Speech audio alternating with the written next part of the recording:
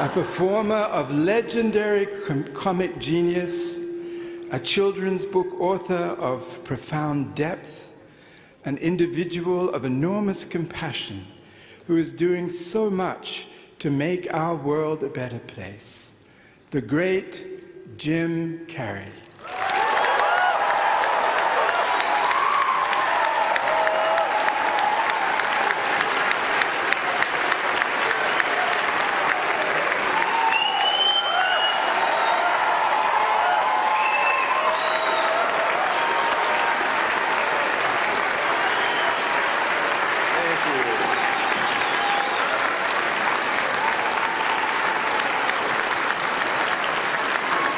What are you sitting down for? I was going to milk that for a while. You guys can stretch that out in post, right? You can make that longer in the edit. Thank you, Bevin. Thank you all. Jai Guru Dev.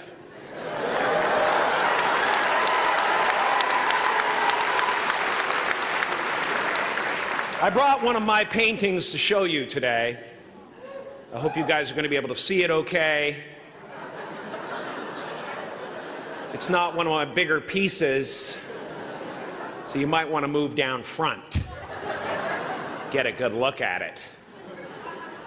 Faculty, parents, friends, dignified guests, graduating class of 2014.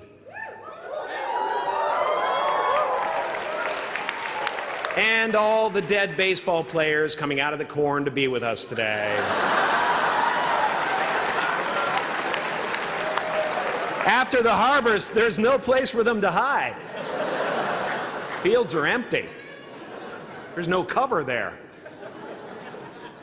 I'm here to plant a seed today, a seed that will inspire you to move forward in life with enthusiastic hearts and a clear sense of wholeness. The question is, will that seed have a chance to take root? Or will I be sued by Monsanto and forced to use their seed?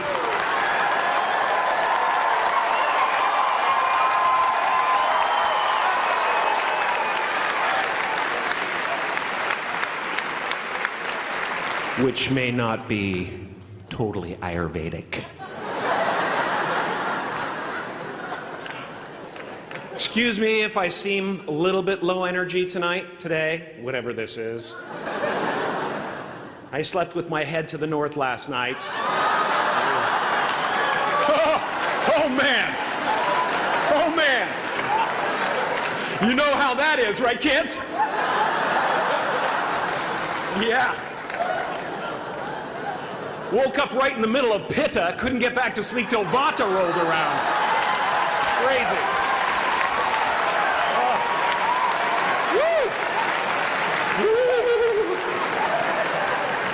But I didn't freak out, you know. I used that time to eat a large meal.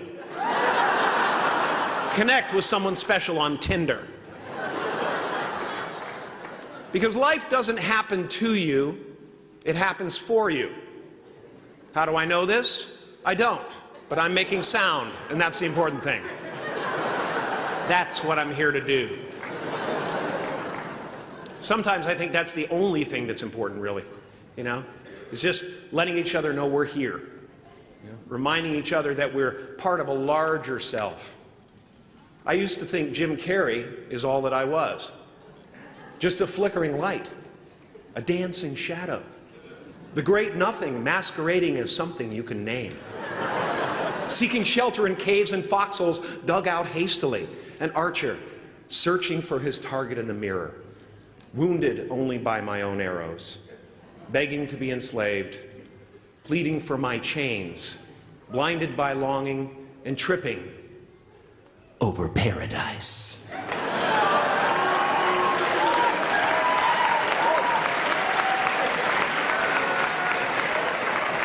I get an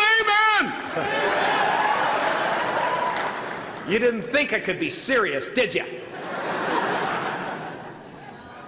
I don't think you understand who you're dealing with. I have no limits.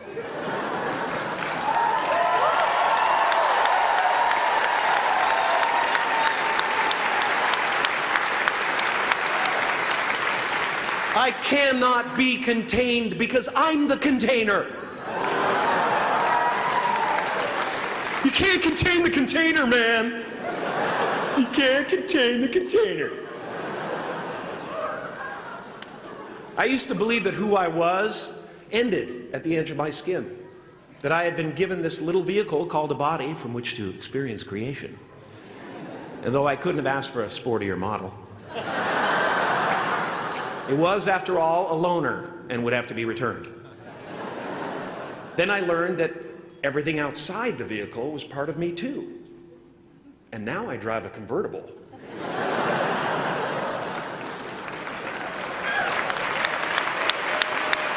Yeah, man. Top down, wind of my hair.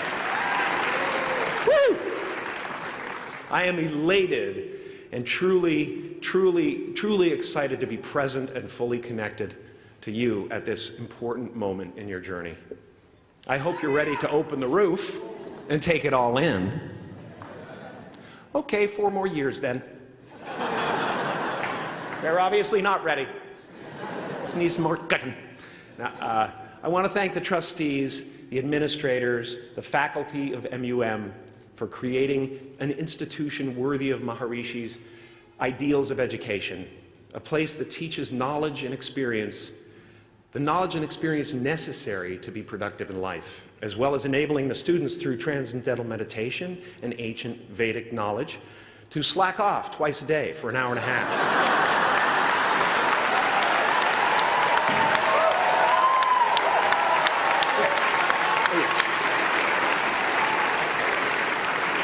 Don't think you're fooling me. But I guess it has some benefits. It does allow you to separate who you truly are and what's real from the stories that run through your head. You have given them the ability to walk behind the mind's elaborate set decoration and to see that there's a huge difference between a dog that is going to eat you in your mind and an actual dog that is going to eat you.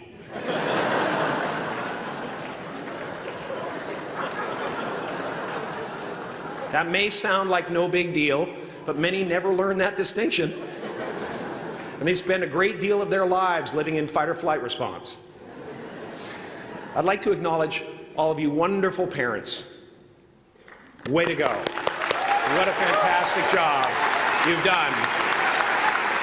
For your tireless dedication, your love, your support, most of all, for the attention that you paid to your children. I have a saying, beware the unloved, because they will eventually hurt themselves or me. But when I look at this group here, you know, I feel really safe.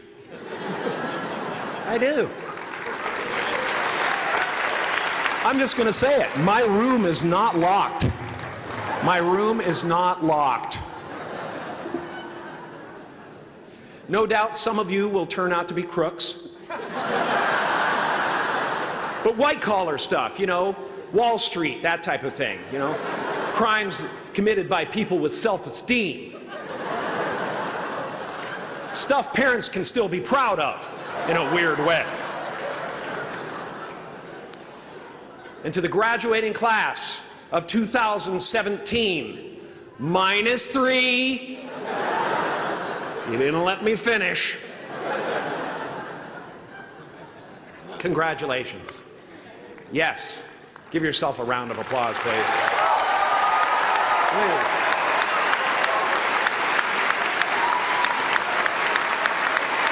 Yeah.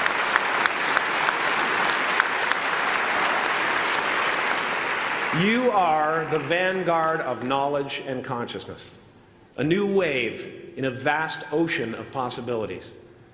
On the other side of that door, there's a world starving for new ideas, new leadership. I've been out there for 30 years. She's a wildcat. Oh, she'll rub up against your leg and purr until you pick her up and start petting her, and then out of nowhere, she'll swat you in the face. It can be rough out there, but that's okay, because there's soft serve ice cream with sprinkles. I guess that's what I'm really trying to say here today. Sometimes it's okay to eat your feelings. Now, fear is going to be a player in your life, but you get to decide how much. You can spend your whole life imagining ghosts, worrying about the pathway to the future, but all there will ever be is what's happening here, and the decisions we make in this moment, which are based in either love or fear. So many of us choose our path out of fear disguised as practicality. What we really want seems impossibly out of reach and ridiculous to expect, so we never dare to ask the universe for it. I'm saying, I'm the proof that you can ask the universe for it. Please.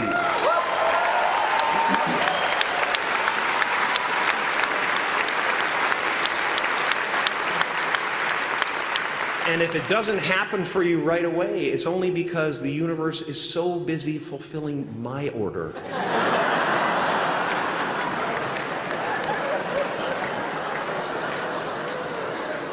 Party size! My father could have been a great comedian, but he didn't believe that that was possible for him. And so he made a conservative choice. Instead, he got a safe job as an accountant. And when I was 12 years old, he was let go from that safe job. And our family had to do whatever we could to survive. I learned many great lessons from my father, not the least of which was that you can fail at what you don't want. So you might as well take a chance on doing what you love.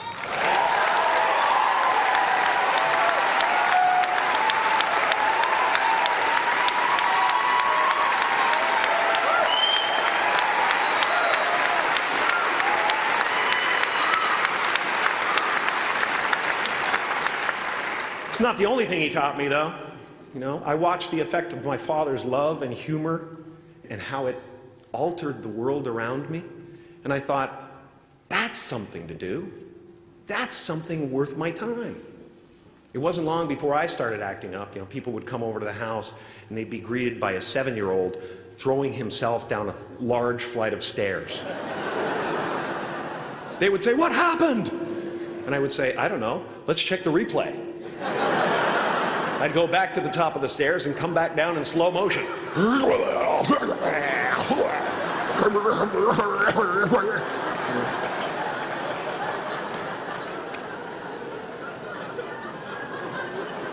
It was a very strange household. My father used to brag that I wasn't a ham, I was the whole pig. And he treated my talent as if it was his second chance. When I was about 28, after a decade as a professional comedian, I realized one night in LA that the purpose of my life had always been to free people from concern, just like my dad. And when I realized this, I dubbed my new devotion the Church of Freedom from Concern. The Church of FFC.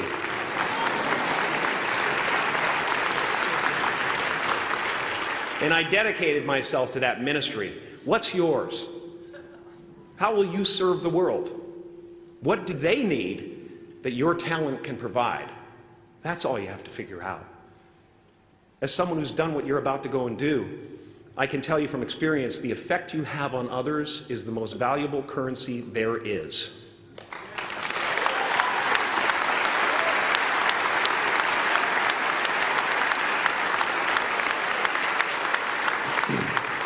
Because everything you gain in life will rot and fall apart, and all that will be left of you is what was in your heart.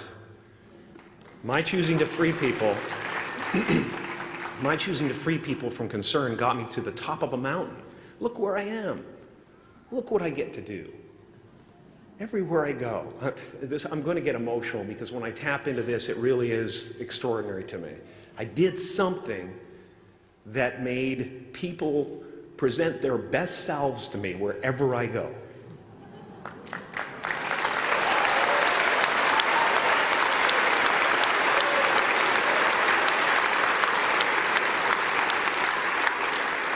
I am at the top of the mountain, and I was, and the only one I hadn't freed was myself, and that's when my search for identity deepened.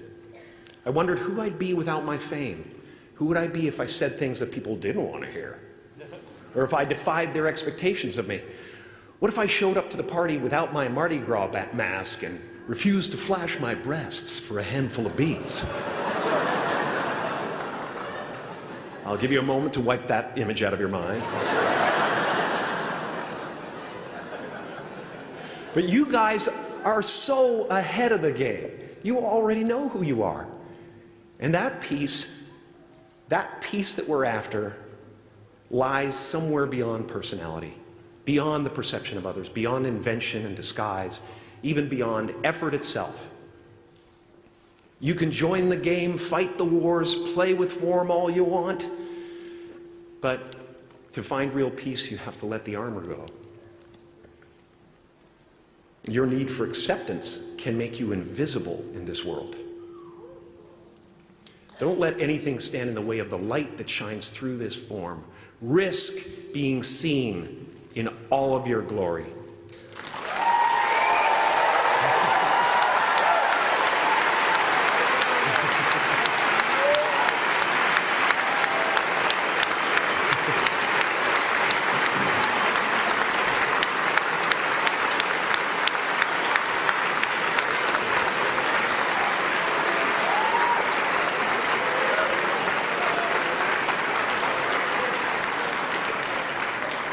It's not big enough. This painting is big for a reason. It's called high visibility. It's about picking up the light and daring to be seen. Here's the tricky part. Everyone is attracted to the light. The party host up at the top, who thinks unconsciousness is bliss and is always offering to drink from the bottles that empty you. Misery below her. Despises the light, can't stand when you're doing well, wishes you nothing but the worst.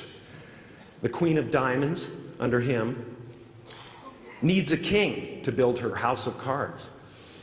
And the hollow one down bottom there will cling to your leg and say, please don't leave me behind, for I have abandoned myself. Even those who are closest to you and most in love with you, the people you love most in the world, will find clarity confronting at times. This painting took me thousands of hours to complete. And when I was finished, thank you, thousands of hours, yes. I'll never get them back. I'll never get them back. I worked on this for so long. I was weeks and weeks like a madman alone on a scaffolding. And when I was finished, one of my friends said, this would be a cool blacklight painting. So I started over.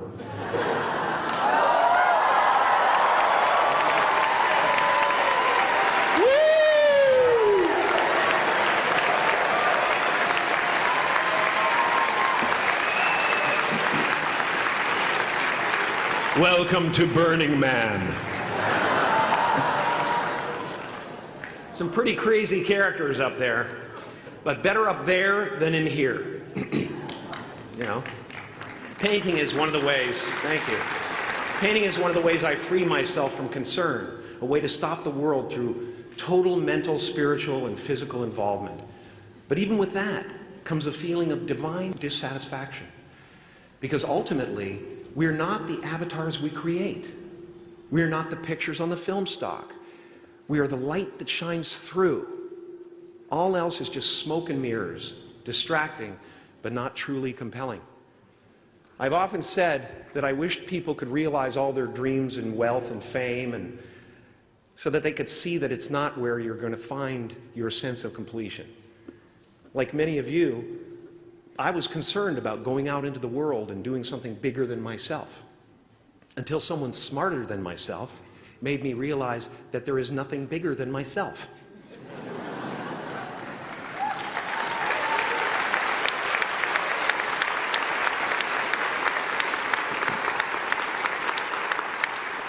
My soul is not contained within the limits of my body. My body is contained within the limitlessness of my soul. One unified field.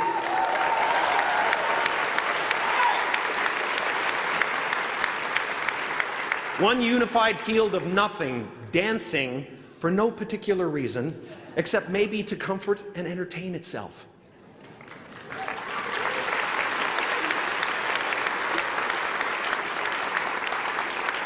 As that shift happens in you, you won't be feeling the world, you'll be felt by it. You'll be embraced by it.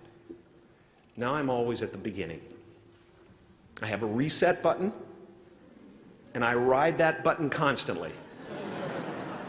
Once that button is functioning in your life, there's no story that the mind could create that will be as compelling. The imagination is always manufacturing scenarios, both good and bad, and the ego tries to keep you trapped in the multiplex of the mind.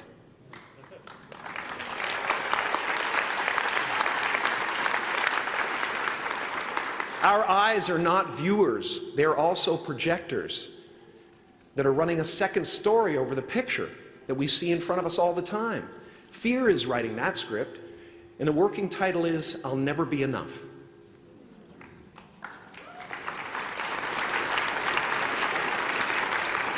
Now you're going to look at a person like me and say, how could we ever hope to reach those kind of heights, Jim? How can we make a painting that's too big for our home? How do you fly so high without a special breathing apparatus?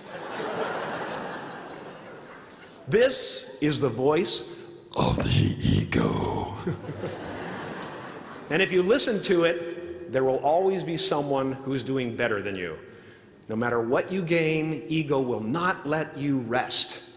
It will tell you that you cannot stop until you've left an indelible mark on the earth, until you've achieved immortality. How tricky is this ego that it would tempt us with the promise of something we already possess?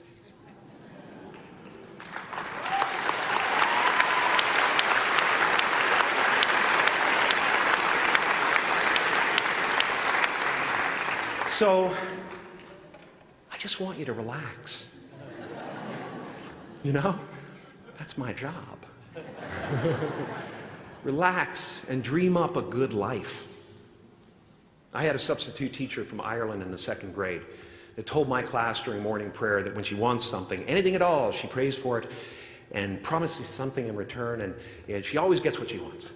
Well, I'm sitting at the back of the classroom, you know, thinking, wow, my family can't afford a bike, you know. So I went home and I prayed for one. And I promised I would recite the rosary every night in exchange. Broke that promise. But 2 weeks later, I got home from school to find a brand new Mustang bike with a banana seat and Easy Rider handlebars. Yeah. From fool to cool. My family informed me that I had won the bike in a raffle that a friend of mine had entered my name in without my knowledge whatsoever. So that type of thing has been happening to me ever since. And as far as I can tell, it's just about letting the universe know what you want and working toward it while letting go of how it comes to pass.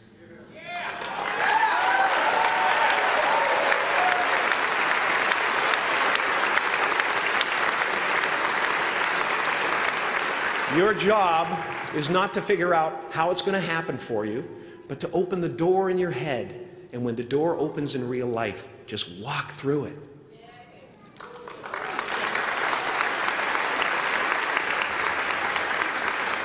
And don't worry if you miss your cue, because there's always doors opening. They keep opening. And when I say life doesn't happen to you, it happens for you, I really don't know if that's true. I'm just making a conscious choice to perceive challenges as something beneficial so that I can deal with them in the most productive way. You'll come up with your own style. That's part of the fun. Oh, and why not take a chance on faith as well?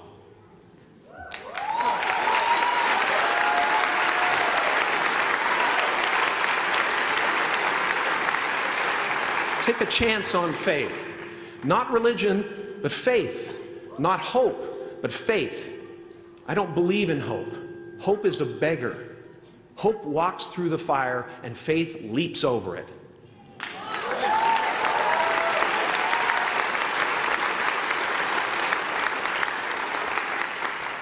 You are ready and able to do beautiful things in this world. And after you walk through those doors today, You will only ever have two choices, love or fear. Choose love, and don't ever let fear turn you against your playful heart. Thank you so much. Thank you, Dad. I'm so honored.